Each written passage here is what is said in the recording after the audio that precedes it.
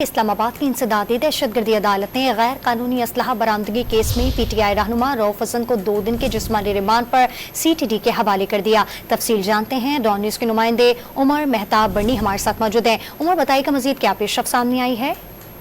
जी बिल्कुल, सीटीडी की जानिब से रऊफ हसन को इंसदाद दहशतगर्दी अदालत के जज ताहिर अब्बास सिपरा के रूबरू पेश किया गया। दौरान समाअत सीटीडी ने रऊफ हसन के 5 दिन के जिस्मानी रिमांड की इस्तदा की।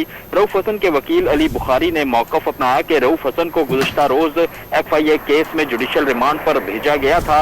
हमें ये क्लियरेंस नहीं हो रही कि सीटीडी ने गिरफ्तार कब किया। प्रोसिक्यूटर की जानिब से बताया गया कि रऊफ हसन को शामिल तफ्तीश कल कर लिया गया था, गिरफ्तारी आज की डाली गई है।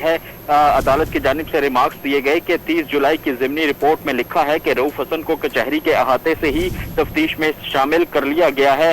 वकील अली बुखारी ने कहा कि इसका मतलब ये हुआ कि कल ही गिरफ्तारी डाल दी गई थी। रऊफ हसन गुज़श्ता 8 दिनों से FIA की कस्टडी में है। दहशतगर्दी की FIR में रऊफ हसन नामजद नहीं है। नामजद मुलजिम के बयान पर गिरफ्तार किया गया है। वकील अली बुखारी ने मजीद कहा कि इल्जाम लगाया गया कि अहमद वकास जंजुआ को दहशत फैलाने के लिए 3 लाख रुपए दिए हैं। पैसे रिकवर करने के लिए तो जिस्मानी रिमांड की जरूरत नहीं है। Chief justice Islamabad high court ने 32 बंदों के मोबाइल वापस कराए थे। अली बुखारी की जानिब से कहा गया कि रऊफ हसन के मोबाइल फोन, लैपटॉप सब FIA के पास हैं। इसी बुनियाद पर जुडिशल रिमांड पर भेज दिया था। प्रोसिक्यूटर ने मौक़िफ़ अपनाया कि इन नामों की तफ्तीश करनी है जिन्होंने बारूदी मवाद दिए।